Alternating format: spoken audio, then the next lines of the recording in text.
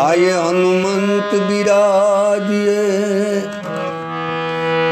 आये हनुमंत बिराजिए, कथा करावो मति अनुसार, प्रेम सहित गादी धरावो, पधार जो पवन कुमार।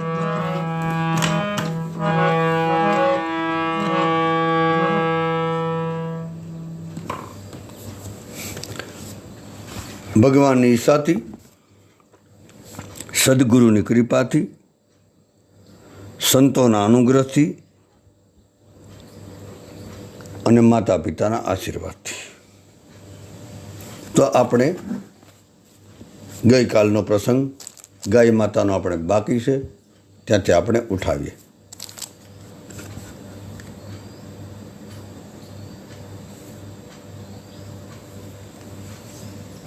તો આપણે હિન્દુ કેળવવા માગતા હોય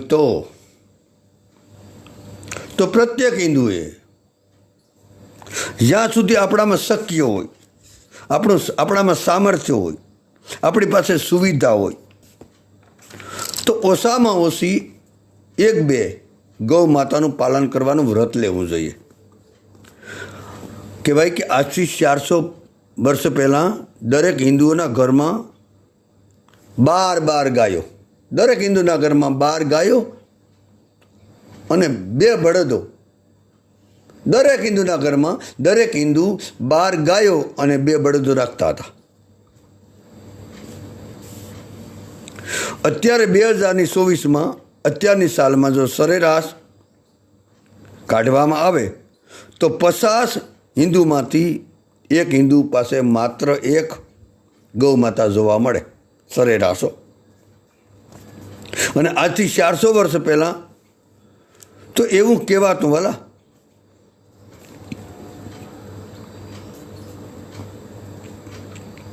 કે સંપત્તિ હોય થોડી, એવી કહેવત હતી, સંપત્તિ હોય થોડી તો પણ પાડે ગાય અને ઘોડી.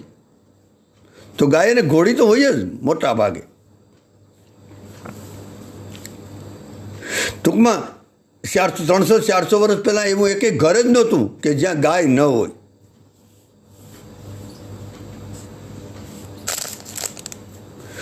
સાવ પરિસ્થિતિ નબળી હોય, ગરીબ લોકો હોય, છતાં ગૌ માતાને પોતાની સહાયક ગણીને રાખતા હતા. ગાયની સહાય કરે કે ગાયની મદદ વાત છોડો, અને પાલન કરતા હતા. ગાયને એટલા માટે પાળતા હતા કે ગાય પોતાને સહાયક બનતી હતી. અને આજથી અમુક વર્ષો પહેલાં, આમ તો એ તો 100-150 વર્ષો પહેલાંની જ વાત છે, કે કોઈ પણ પતિ પત્ની એને 1-2 સંતાન હોય, 1 હોય કે 2 હોય કે જે સંતાન હોય, તો એનો પરિવાર કોઈનો 3 જણાનો હોય, કોઈને 4 જણાનો હોય, દાદા દાદી હોય તો 500 વ્યક્તિનો હોય. તો એ ગૃહસ્થ અને કોઈ મળે અથવા તો કોઈ એને પૂછતા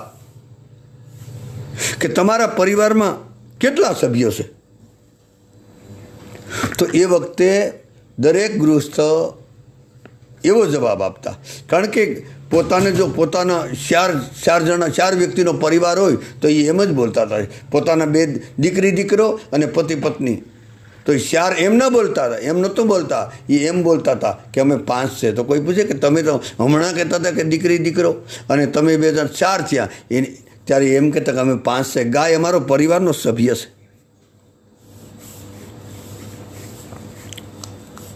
ગાયની પોતાના પરિવાર તરીકે, એક પરિવારના એક સભ્ય તરીકે ગણતરી થતી હતી. ગૌમાતા પરિવારનો સભ્ય ગણાતો હતો વાલામ.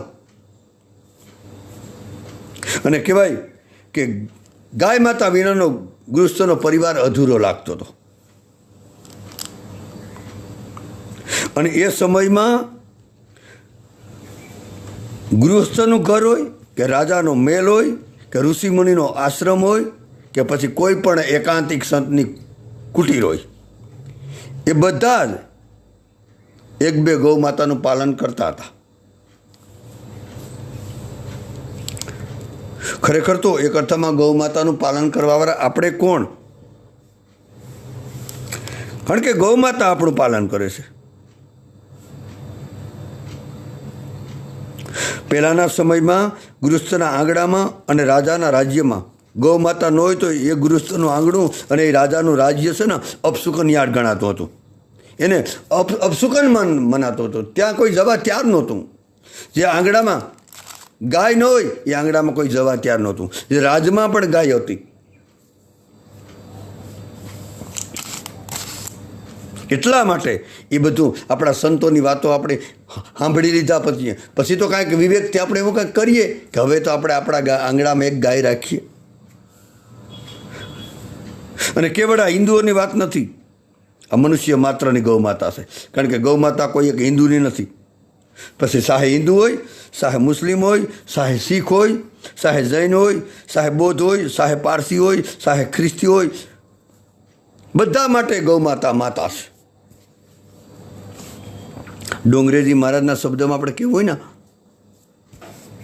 તો ડોંગરેજી મહારાજ તો એવું આમ ખુલ્લા શબ્દમાં કહેતા કે આજના ભણેલા ગણેલા લોકો છે ને કૂતરા બહુ પાડે છે. આજે ધનવાન લોકો જેની પાસે કાંઈક પ્રોપર્ટી છે, મિલકત છે વધારે, એ લોકોને પછી એવું જ હુજે. કારણ કે મિલકત એ રીતની આવી એટલે કૂતરા એને પાડવા બહુ ગમે, એને કૂતરાને પાડે. ગાય રાખવી એને ભારે પડે. હા, આપણે એટલું જરૂર કબૂલ કરીએ કે કૂતરું વફાદાર પ્રાણી છે. એને રોટલો નાખવો જોઈએ, એને ખવડાવવું જોઈએ. વફાદાર જરૂર, એમાં શંકાને સ્થાન નથી.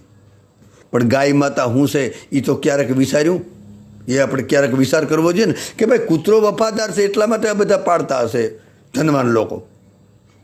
હા, કૂતરો વફાદાર છે એટલે શેઠ આજના ધનવાન લોકો પાડે, પણ શેઠ લોકો ધનવાન લોકો વફાદાર નથી. હો, માફ કરજો ભગવાન. એના આંગણામાં જે કૂતરો છે, ગાડીમાં છે કૂતરો, કદાચ વફાદાર છે, પણ કૂતરાનો માલિક વફાદાર નથી. તો કૂતરો વફાદાર છે એ તો ખબર છે. ગાય માતા હું છે એ તો ક્યારેક વિચારો. ગાય માતા ચિંતામણી છે. ગાય માતા આપણું આંગણાનું કલ્પવૃક્ષ છે. ગૌ માતા કોઈ પશુ નથી, બ્રહ્મા ન રહેતા, અને કોઈ પ્રાણી પણ નથી. ગૌ માતા પશુ પણ નથી અને પ્રાણી પણ નથી. ગૌ માતા પૂરા બ્રહ્માંડની, પૂરા વિશ્વની માતા છે. પૂરા બ્રહ્માંડની આ બધાની માતા ગૌ માતા છે. એટલે આપણે એને માતા કહીએ. વફાદારી કૂતરામાં જરૂર છે, પણ ગૌ માતામાં વફાદારી છોડો. કૂતરામાં વફાદારી છે, ગૌ માતામાં મોહબ્બત છે.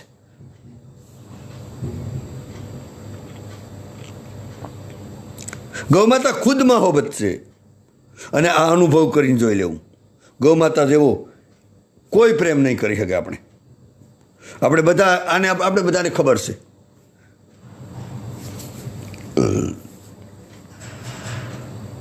ગાય આપણે બધા ખબર છે, આમાં કોઈ પૂછવાની જરૂર નથી, છતાં પણ પૂછી લઉં કે ગાય માતા, ગાય આપણે અમૃત સમાન દૂધ આપે છે, બરાબર છે કે નહીં? બરાબર છે ને? આ જ પાડવી પડશે. ગાય ઔષધિ સમાન ગૌમૂત્ર આપે, બરાબર છે કે નહીં? ગાય આપણને પરમ પવિત્ર ગોબર આપે, બરાબર છે? ગૌ માતાના દર્શનથી, ગૌ માતાના આમ આપણે દૂરથી એના દર્શન કરી લઈએ ને, આપણા માટે સુકન છે, બરાબર છે? એટલે જ આપણે કોઈ બહારગામ જવું હોય સારા કાર્ય માટે તો આપણે ગાયના દર્શન કરવાની ભાવના રાખીએ કે ગાય આપણે હામી મળી જાય તો. ગાય માતાનો સ્પર્શ ઓરા પ્રદાન કરે છે, બરાબર છે? ગાય માતાને આપણે માતા કહીએ છીએ, બરાબર છે? ગાય માતાને આપણે દેવ માનીએ, બરાબર છે? આ બધું બરાબર હાજ પાડવી પડે. અને હા હોય તો હા, નહીંતર ના પાડજો. જે ગાયના જે લક્ષણ બતાવ્યા કે એ ગાય માતાનું ગોબર અમૃત છે ને આ છે ને તેમ છે, આપણે બતાવ્યું બધું.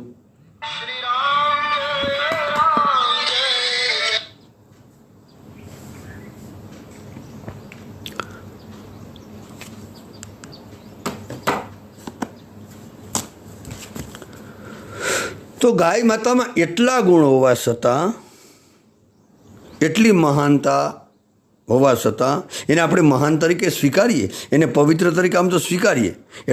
કેટલા ગુણ છે ગાય માતામાં, એ છતાં આપણે ગાય માતાને કેમ પાડતા નથી? વાય શા માટે? અને કૂતરાને પાડીએ છીએ એનું કારણ શું? કૂતરાને ગાડીમાં ફેરવીએ છીએ. કૂતરાનું મળમૂત્ર કોઈ ઉપયોગમાં આવે છે? પ્રશ્ન છે. કૂતરાનું મળમૂત્ર આપણા કોઈ પણ ઉપયોગમાં આવે નથી આવતું. કૂતરાનું દૂધ કોઈ કામમાં આવે છે? નથી આવતું. કૂતરાનો સ્પર્શ પવિત્ર છે? નથી પવિત્ર. કૂતરાને કોઈ દેવ બોલે? નથી કહેતા. એ છતાં આપણે કૂતરાને શા માટે પાડીએ છીએ? આપણા ઘરમાં શા માટે રાખીએ? શા માટે ગાડીમાં સાથે ફેરવીએ? કેટલાક લોકો તો કૂતરાને સાથે સુવડાવે છે, સાથે ખાય છે. કેટલાક લોકો કૂતરાને ગોદમાં લઈને ચુંબન પણ કરે છે, આલિંગન કરે મતલબ. એનું કારણ શું? એનું એક જ કારણ છે કે ગાય છે ને, કૂતરું પૂંછડી પટપટ કરે છે અને ગાય પૂંછડી પટપટ કરતી નથી.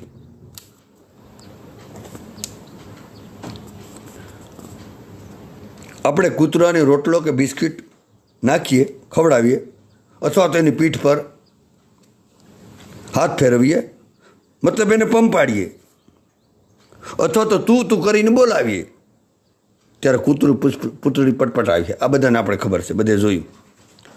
પણ ગાયને રોટલો ખવડાવો, રોટલી ખવડાવો, ગાયની પીઠ પર હાથ ફેરવો, તો ગાય માતા પૂંછડી પટપટ નહીં કરે, સીધો પ્રેમ કરશે. એટલા માટે કહેવું પડે કે આજના લોકો મહામૂર્ખ છે.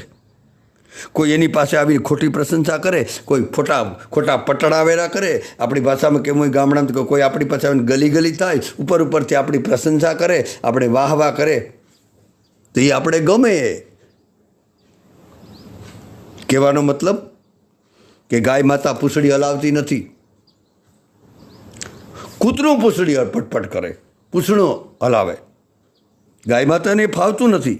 ગાય માતાનો સ્વભાવમાં નથી, એ કૂતરાને ફાવે. અને પૂંછડી પટપટ કરનારા છે ને સમાજમાં, એ અસરમાં છે બધા. પણ યાદ રાખજો, દૂધ પીવડાવનારી ગાય મોહબ્બતમાં છે. ગૌ માતા એની નીચતામાં રહેવાવાળી છે.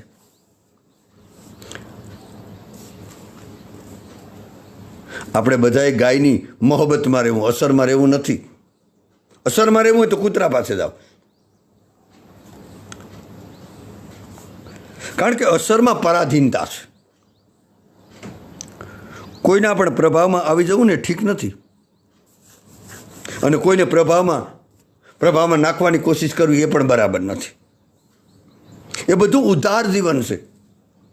સંતોને શાસ્ત્રોનો કહેવાનો હેતુ એટલો છે કે ગાયને પાળો, ગાયને રાખો, ગાયને સંભાળો. જો સંભવ હોય તો, શક્ય હોય તો આપણા પોતાના આંગણામાં, આપણી વાડીએ, આપણા ફાર્મ હાઉસમાં ગાય માતાને રાખવા જોઈએ.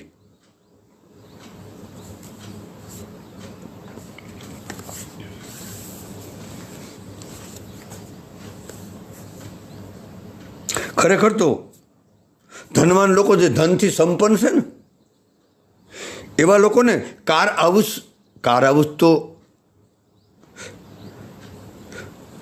આમ તો કાર હાઉસ બનાવે. મોટા ધનવાન લોકો હોય ને, એના બંગલાની આજુબાજુમાં કાર હાઉસ એટલે ગાડી મૂકવાનું ઘર બનાવે. એની સાથે કાવ હાઉસ પણ બનાવવું જોઈએ. આજે એવા કેટલાય મોટા ભાગના ગૃહસ્થ હોય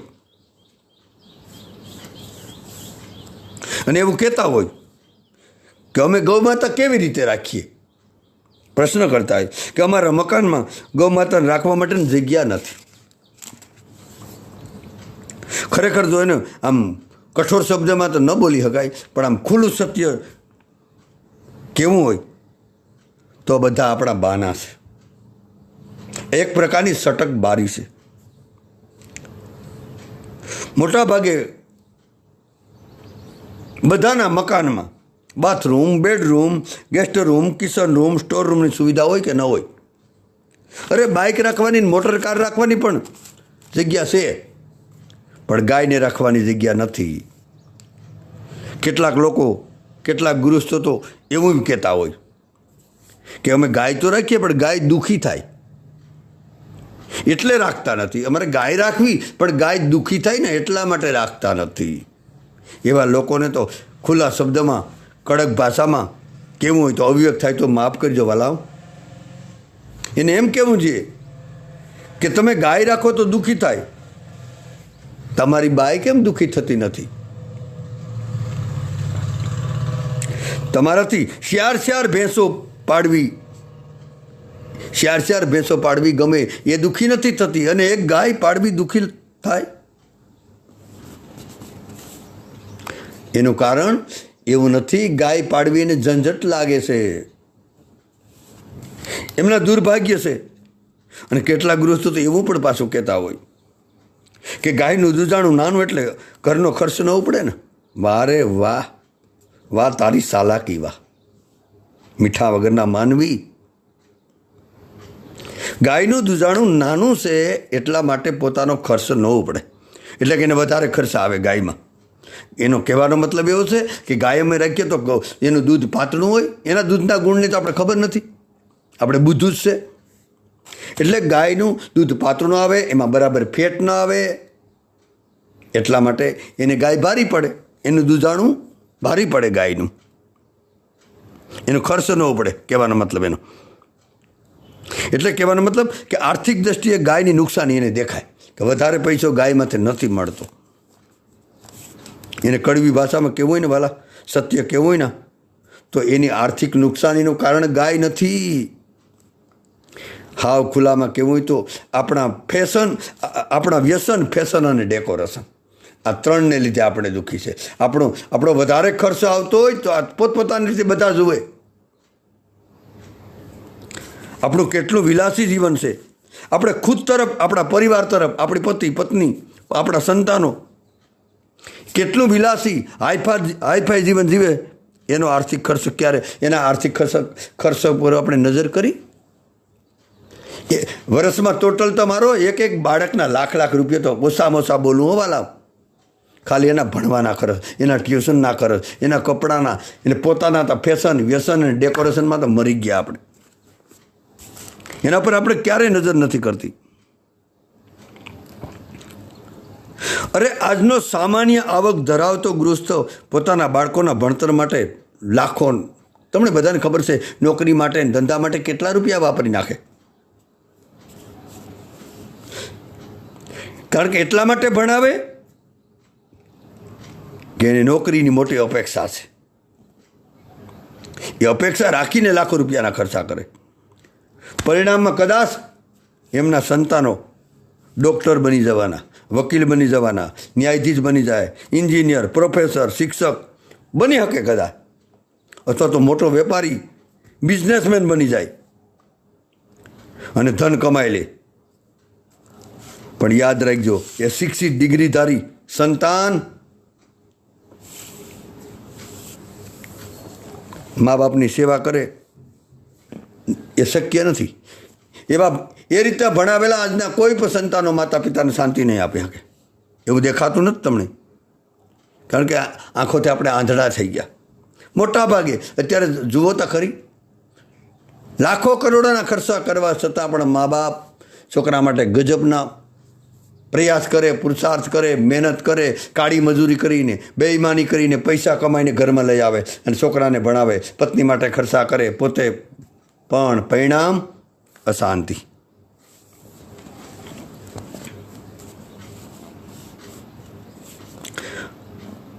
આનો કોઈ ગલત અર્થ ન થાય. બાળકને જરૂર એજ્યુકેશન આપવું જોઈએ, પણ સાથે સાથે એટલું યાદ રાખવું, ગૌ માતા પણ આપણા પરિવારનો એક સભ્ય છે. જો એ ભૂલાવવું ન જોઈએ. બાળકો માટે આપણે એટલી મહેનત કરીએ, એટલા પૈસા વાપરીએ, તો એમાંથી થોડા ગાયો માટે ન કાઢી શકીએ? અને સંતાનો ક્યાં આપણા થવાના છે? કોઈના થયા નથી.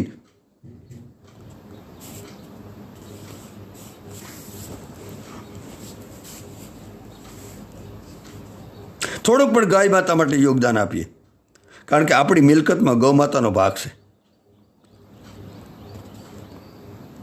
એટલે ગૌ માતા માટે આપણે હિન્દુના સંતાનો છે, આપણે કંઈક વ્યવસ્થા કરવી જોઈએ. એનું જે રીતે પાલન થાય એ રીતે પાલન કરવું જોઈએ. આપણે આપણા બાળકો માટે મોટા મોટા ખર્ચા કરીને વ્યવસ્થા કેટલીક વ્યવસ્થા કરીએ.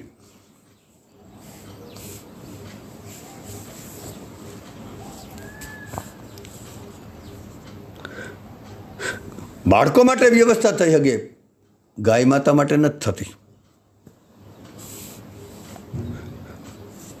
કારણ કે મોટા ભાગના ગૃહસ્થ લોકો પોતાના સ્વાર્થ માટે ભેંસોની વ્યવસ્થા કરે છે. ભેંસોની વ્યવસ્થા થાય, પોતાના બાળકોની વ્યવસ્થા થાય, પણ એનું કારણ કેન્દ્રમાં સ્વાર્થ છે. આપણે ઘણીવાર સત્સંગમાં કીધું કે બીજા દુર્ગુણ છૂટે કે ન છૂટે, એક ઈર્ષા, નિંદા, બીજાના દોષ જોવા અને સ્વાર્થ વૃત્તિ છૂટી જાય ને તો કાંઈ બીજું કરવાની જરૂર જ નથી. એને કરવું ન પડે બીજું કાંઈ. યથાર્થ વસ્તુની શાન જેને જાણી પાનબાઈ, પણ એનો અર્થ આપણે અહીંયા નથી લઈ આવવો. પણ એટલું તો કરી શકીએ ને કમસે કમ આપણે.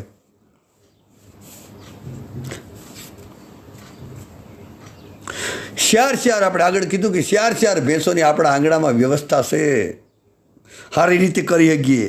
શ્યાર હું ગમે એટલી, પણ ગૌ માતા માટે એના આંગણામાં સ્થાન નથી. હા. ગાય માટે સંપત્તિ નથી, ગાય માટે આપણી પાસે સમય નથી, આપણું સટકી જવાનું બહાનું છે. કેટલાય લોકો તો એવું બોલતા હોય કે અમારે નોકરી ને ધંધો અને પરિવારની પાછળ બીજી હોવાથી ગાયની સેવા કરવાનો અમને સમય નથી મળતો. વાહ! પોતાના પરિવારને અગત્યનો માની લીધો, પોતાની નોકરી, પોતાનો ધંધો, એની પાછળ એ વધારે બીજી છે.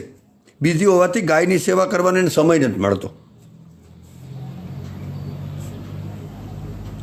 ખરેખર એને ગણિત ગણ્યું નથી. આપણી બધાની પાસે સમય તો ખૂબ છે, પણ આપણો કિંમતી સમય ટીવીની સિરિયલોમાં જોવામાં, મોબાઈલની ગેમ રમવામાં, ફાલતુ ગપ્પા મારવામાં, ફેસબુકમાં, ટેલિગ્રામમાં, વોટ્સએપમાં, ઇન્ટરનેટમાં બેકાર દ્રશ્યો અને ચિત્રો જોવામાં વ્યર્થ વેડફી નાખ્યો. આપણી પાસે સમય હતો જ, પણ આ બધો સમય મોબાઈલ, ટીવી વગેરે વગેરે બધા મનોરંજનમાં, નિંદા ટીકામાં, બજારે બેસવામાં, બસ સમય વેડફી નાખ્યો.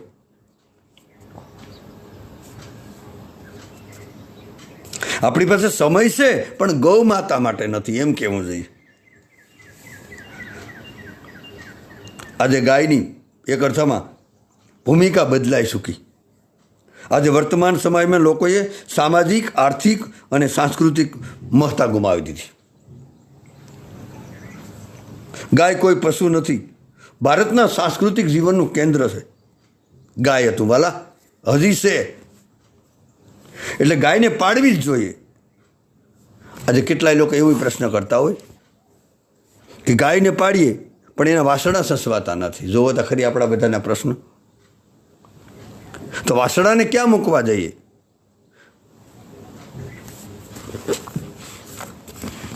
જોકે વાત તો એમ જ છે, ઠીક છે.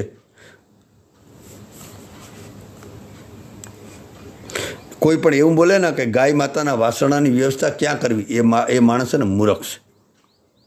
દરેક માતા પિતા પોતાના 5 સંતાનો, 5 દીકરા દીકરીઓની વ્યવસ્થા કરે કે નથી કરી શકતા? એની થઈ જાય તો આની નહીં થઈ જાય? અહીંયા તો અસ્તિત્વ કરવા બેઠું, અરે ગાયની સેવા શરૂ થઈ જાય, બધું ગોઠવી દે. પોતાના દીકરા દીકરીની વ્યવસ્થા થઈ જાય તો પછી વાસણા માટે ની વ્યવસ્થા નહીં થાય. એ પરમાત્મા કરશે, ગાય માતાની કૃપાથી થઈ જશે. પહેલાં ગાયને પાળવાનો શુભ સંકલ્પ તો કરીએ.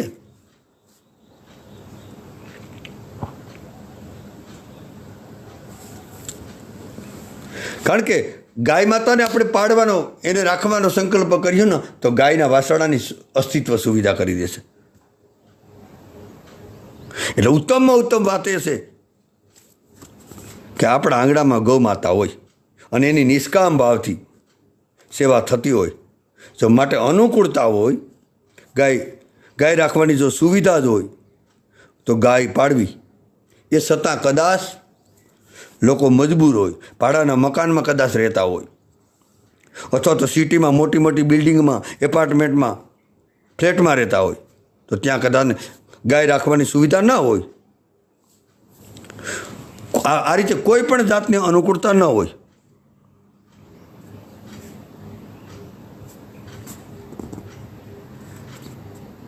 તો એ વ્યક્તિ માટે એક બીજો રસ્તો છે.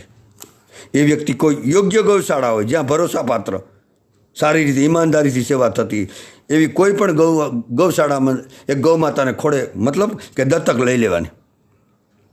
આપણે સામર્થ્ય પ્રમાણે 1, 2, 3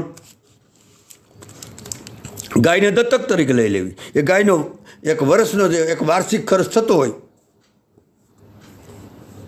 આપણે ગૌશાળામાં આપી દેવો.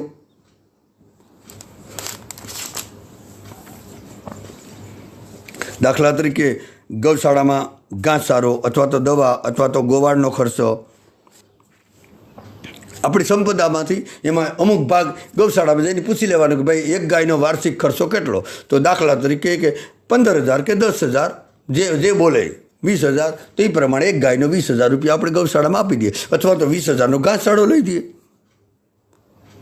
નીકળવાના રસ્તા તો ઘણા છે. સેવા કરવી તો ઘણા, એકેય બાનું નહીં હાલે. આ બધા આપણે સટકવાના બાના છે.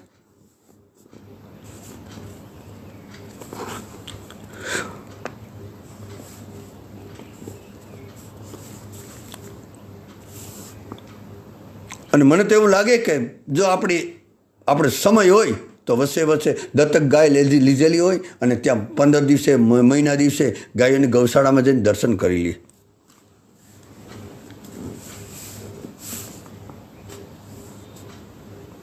જો આપણા સામર્થ્ય પ્રમાણે થોડીક પણ સેવા થતી હશે ને ગાયની તો મને લાગે, માફ કરજો વાલા, આપણે એક સમય એવો આવીએ કે આપણે ભલે એપાર્ટમેન્ટમાં રહેતા હોય કે આપણે ઘરનું મકાન ન હોય પણ ગાયની કૃપાથી એક સમય એવો આવીએ કે આપણે ઘરના મકાન થઈ જાય એની કૃપાથી. અને પોતાને ત્યાં પોતે ગાય રાખી શક્યો જો ગાય પ્રત્યેની વેદના હશે તો. અને પોતે જ સેવા કરીને ધન્ય બનીશું. ત્યાં સુધી કદાચ આપણી પાસે સુવિધા ન હોય તો હરેક આ સત્સંગ સાંભળ્યા પછી વાલા જો બરાબર તમને લાગે તમારા અનુભવમાં ઉતરે ન તો એક ગાય આંગળે રાખજો, પોતાના ઘરમાં રાખજો ગાયને. અને ન રાખી શકો એવી રીતે આપણે સુવિધા ન હોય તો કોઈ પણ ગૌશાળામાં જઈને 1-2 ગાયને દત્તક લઈ લેજો.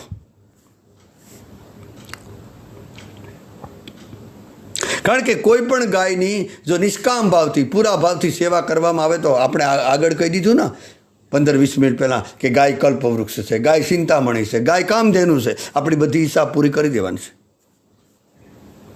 અથવા તો એવું લાગે કે હિસાબ પૂરી કરી દે એમ નહીં, ઈચ્છા રહિત કરી દે છે. એટલા માટે આજથી એવો સંકલ્પ આપણે કરવો જોઈએ કે નિયમિત રૂપથી નક્કી કરેલી ગાયો માટે હંમેશાને માટે થોડુંક ધન દાન માટે કાઢવું જોઈએ. ખરેખર તો દરેક ગૃહસ્થએ ઘરમાં એક દાન પેટી રાખવી જોઈએ અથવા તો એક ગલો રાખવો. અને બની શકે તો આપણા સામર્થ્ય પ્રમાણે રોજના 5, 10, 20, 50 કે 100 રૂપિયા જે આપણે જેટલા બની શકે એટલા રૂપિયા દાન પેટીમાં રોજ નાખી દેવા, ગલામાં નાખી દેવા. પછી એક સમયે આપણા માતા પિતા અથવા દાદા દાદી એની પુણ્યતિથિ આવે અથવા તો આપણા બાળકોનો બર્થડે જન્મદિવસ આવે ત્યારે એમાંથી એકઠા કરેલા જે પૈસા છે ને ગલામાં એનો ઘાસર લઈ અને કોઈ આજુબાજુની આપણી જાણીતી આપણે ઈમાનદારીપૂર્વક કાંઈ જોયેલી એવી ગૌશાળા હોય ત્યાં ઘાસચારો લઈને પ્રેમથી ખવડાવી આવો તો ગૌમાતા રાજી થઈ જશે. અને એમના આશીર્વાદ આપણા બાળકોને આપણો જન્મદિવસ સાર્થક થઈ જશે. આપણા માતા પિતાની પુણ્યતિથિ હશે ને એ રીતે ઉજવવાની જરૂર છે. અને આપણા બધા પિતૃઓ આ રીતે જો કરવામાં આવીએ તો બધા પિતૃઓ મુક્ત થઈ જાય છે. જો આ રીતે આપણો ભાગ આ રીતે કાઢી ન શકીએ વાલા, આ એટલું સાંભળ્યા પછી એટલું તો કરજો. બસ જય શ્યારામ. આવતીકાલે ભગવાનની સાથે કાંઈક ભરી પાછું આગળ ગાયનો મહિમા ચાલશે.